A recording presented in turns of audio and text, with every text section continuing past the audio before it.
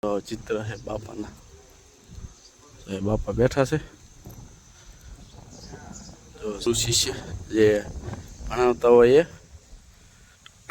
ગુરુકુળ કહેવામાં આવે. તો આ રીતના છે બધાય. તો આ છે નરસિંહ મહેતા. જો સરસ મજાના જો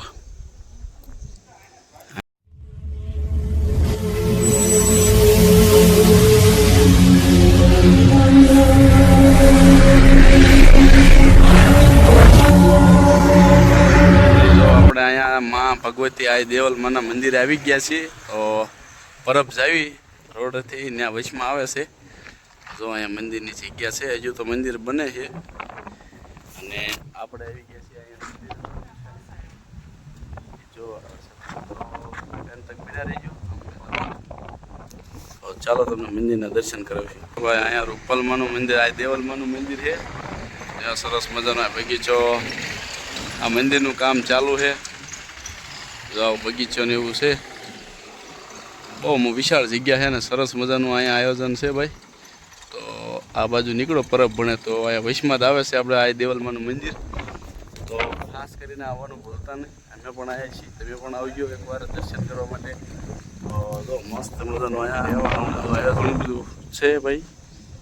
જો ચિત્ર છે બાપાના. તો એ બાપા બેઠા છે. જો સરસ મજાનું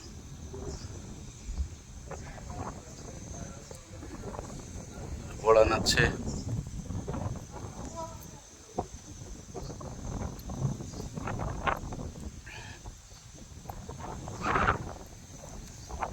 અહીંયા પણ છે ગુરુ શિષ્ય જે ભણાવતા હોય એ ગુરુકુળ કહેવામાં આવે.